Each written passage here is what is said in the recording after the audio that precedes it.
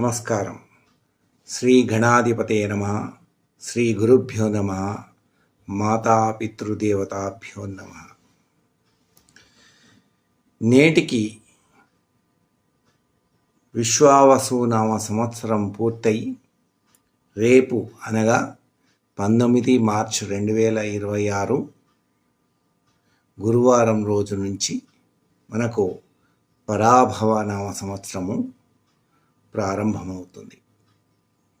అసలు పంచాంగం అంటే ఏంటి, మనం పంచాంగం గురించి ఎందుకు తెలుసుకోవాలనే విషయాన్ని మనం పరిశీలిస్తాం. పంచాంగం అంటే తిథి, వార, నక్షత్ర, యోగ, కరణము, దీనికి సంబంధించింది పంచాంగం.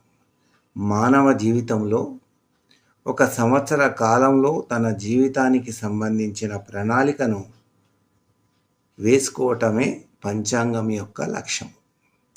పంచాంగము వ్యక్తిగతంగాను, రాష్ట్రపరంగాను, దేశ ప్రజల పరంగాను మనము ప్రణాళికాబద్ధంగా వేసుకోవచ్చు.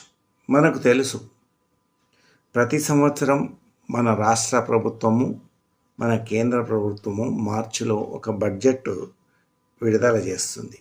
దాని అర్థం ఏంటి? ఆ బడ్జెట్ మార్చిలో విడుదల చేస్తుందంటే మార్చి నుంచి మళ్ళీ వచ్చే ఫిబ్రవరి వరకు ఆ బడ్జెట్లో ఏ రంగాలకు ఎంత కేటాయించాలి, ప్రాధాన్యతను బట్టి వాళ్ళు కేటాయిస్తారు, రాష్ట్ర ప్రభుత్వమును కేంద్ర ప్రభుత్వం. అలాగే ఈ పంచాంగం కూడా ఈ సంవత్సరము పరాభవనామ సంవత్సరంలో మన బడ్జెట్, వ్యక్తిగత బడ్జెట్ రోజువారీగా, వారంగా, మాసంగా, సంవత్సరంగా ఏ విధంగా మనం కేటాయించుకోవాలి, మన జాతకరీత్యా ఎలా ఉంది, వాటిని అధిగమించి మనం ఎట్లా జీవించాలనేది తెలపటమే ఈ పంచాంగం యొక్క ఉద్దేశం. మనకు నక్షత్రాలు 27 ఉన్నాయి, రాశులు 12 ఉన్నాయి, తిథులు 15 ఉన్నాయి. మరి ప్రతి నక్షత్రానికి 4 పాదాలు ఉన్నాయి. దీనిని బట్టి మన యొక్క వ్యక్తిగత మరి పంచాంగంలోని వివరాలు మనము ప్రతి రోజువారీ, వారం లోపల, మాసం తర్వాత సంవత్సర కాలంలో మన జాతకాన్ని చూసుకోవచ్చు. పండితుల వారు తర్వాత సిద్ధాంతకర్తలు రూపొందించిన పంచాంగాన్ని మనం చదివి మన యొక్క జీవితాన్ని సాఫీగా నడవడానికి మనము ఈ పంచాంగాన్ని ఎంతగానో ఉపయోగించుకోవచ్చు. మరి పంచాంగం లోపల మనము ఎట్లాగైతే రాష్ట్ర ప్రభుత్వం, కేంద్ర ప్రభుత్వం ప్రణాళికలు వేసుకున్నాయో మనం కూడా మన కుటుంబానికి సంబంధించిన ప్రణాళికలు పంచాంగం ద్వారా వేసుకోవాలి.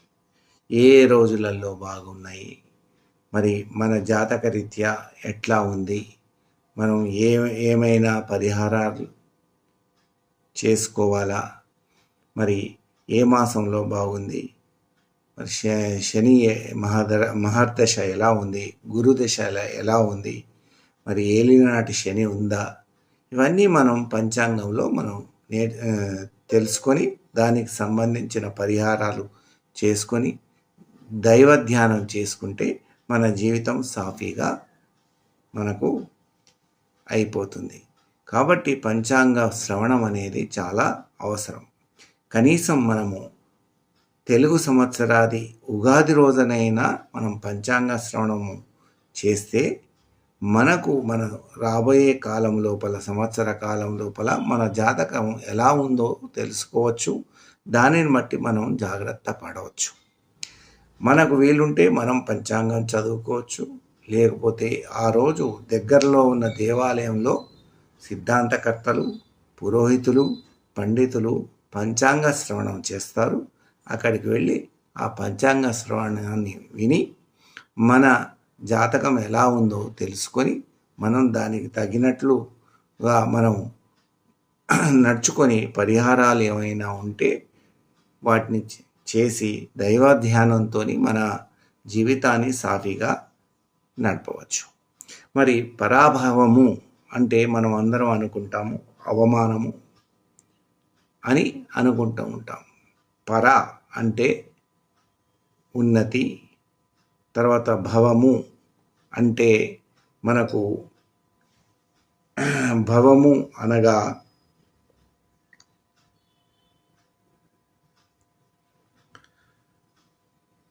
పర అంటే బయట ఉన్నతి, భవము అనగా లయ అంతము.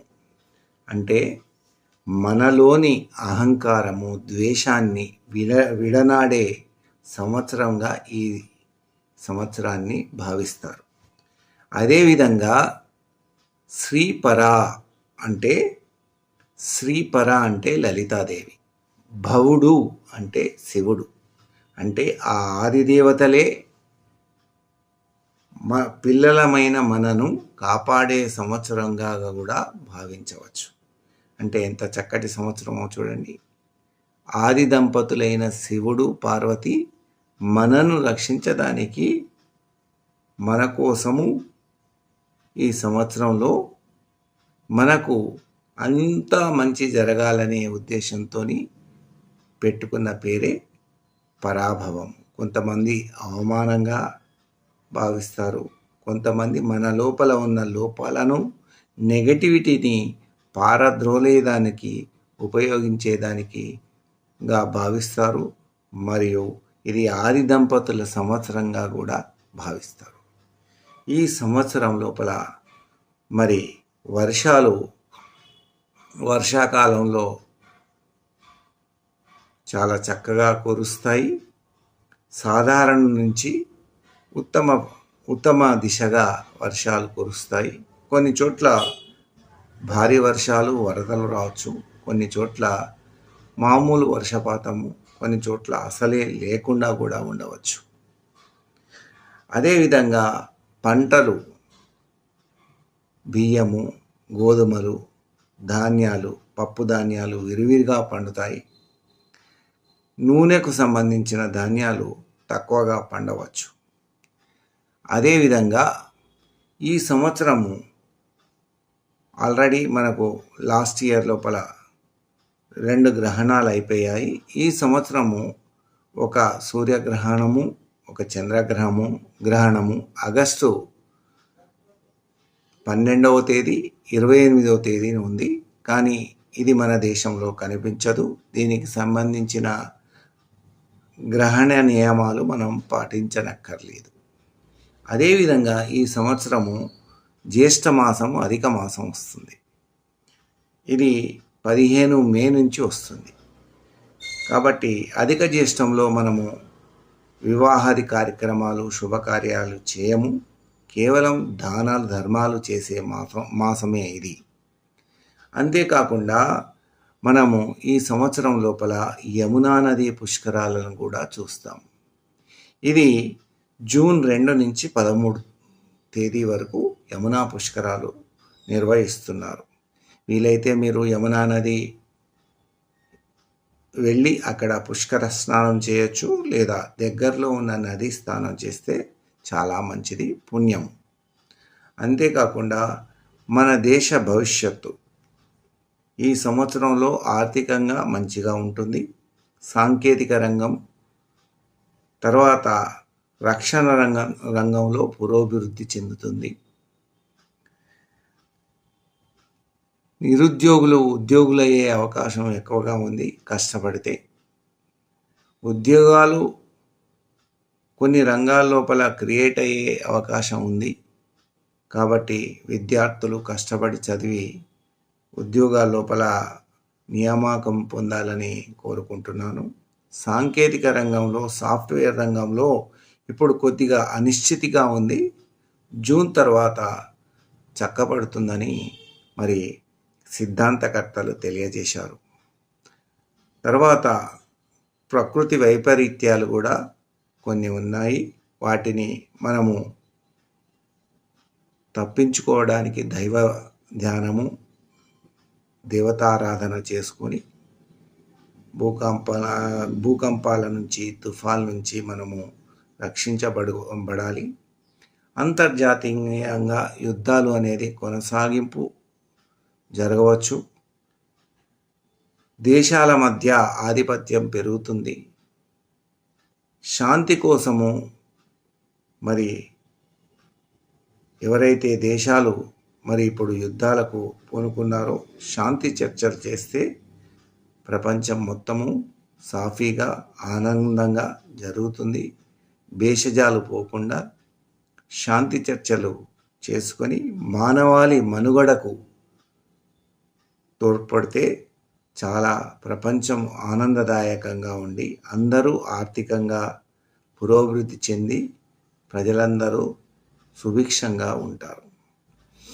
అంతేకాకుండా ఈ సంవత్సరము మరి ఏ రాశుల వారికి ఎలా ఉంది అనే విషయం లోపల చూస్తే మనము ఈ రాశుల యొక్క ఆదాయము, వ్యయము, రాజపూజ్యము, అవమానము మనం గనక చూసుకుంటే మేషరాశి వాళ్లకు 11 ఆదాయము, 5 వ్యయము, 2 రాజపూజ్యము, 4 అవమానము. అదేవిధంగా వృషభం రాశి వాళ్లకు 5, 14, 5, 4. తర్వాత మిథునం వాళ్లకు 8, 11, 1, 7. తర్వాత కర్కాటకం వాళ్లకు 2, 11, 4, 7. తర్వాత సింహం 5, 5, 7, 7. కన్య 8, 11, 3, 1. తుల 5, 14, 6, 3. వృశ్చికం 11, 5, 2, 3.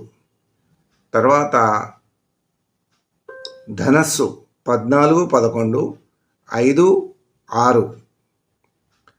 మకరం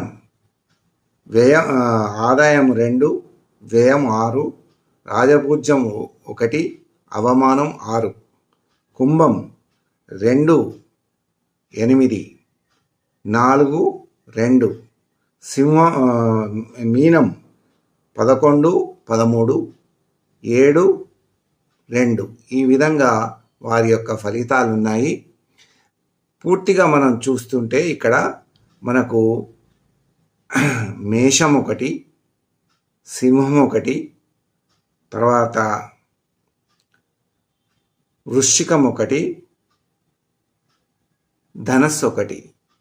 వీరి యొక్క ఆదాయ వ్యయాలు, తర్వాత రాజపూజ్యం, అవమానాలు చాలా చక్కగా ఉన్నాయి. వీరి యొక్క రాశి ఫలితాలు బాగా ఉన్నట్టుగా మనకు ఈ యొక్క ఫలితాలను బట్టి తెలుస్తుంది. మిగతా వారికి బాగాలేదని కాదు, దానికి మనము పండితుల వారిని, సిద్ధాంతకర్తలను అడిగి పరిహారాలు, ఏమైనా లోపాలుంటే పరిహారాలు చెల్లిస్తూ, ముఖ్యంగా దైవ ధ్యానం, పూజలు, పునస్కారాలు, దానాలు, ధర్మాలు చేస్తే మన యొక్క గోచార దోషాలన్నీ తొలగిపోతాయి. చాలా చక్కగా సంతోషకరంగా మన కుటుంబాన్ని మనం కొనసాగించి అభివృద్ధి పదంలో పోవచ్చు. అంతేకాకుండా మరి ఈ ఉగాది రోజు షడ్రుచులతోని మనము ఉగాది పచ్చడి చేసుకుంటాము. అంటే తీపి, వగరు, పుల్లగా, మరి ఇట్లాంటి 6 రుచులతోని మనము షడ్రుచులతోని మనము ఉగాది పచ్చడి చేసుకుంటున్నామంటే మన జీవితం కూడా అలాగే ఉంటుంది. కష్టాలు, దుఃఖాలు, ఒక్కోసారి నిస్సహారంగా ఉండటం, ఒక్కోసారి సంతోషంగా ఉండటం, ఇవన్నీ మామూలే అని తెలియజేయడానికే ఈ పచ్చడిని మనం వాడుతుంటాం. ఈ పచ్చడి తీసుకునేందుకు మనకు ఉద్దేశమే అది. కష్టాలు వచ్చినా బాధపడద్దు, సంతోషం వచ్చినా పొంగిపోవద్దు.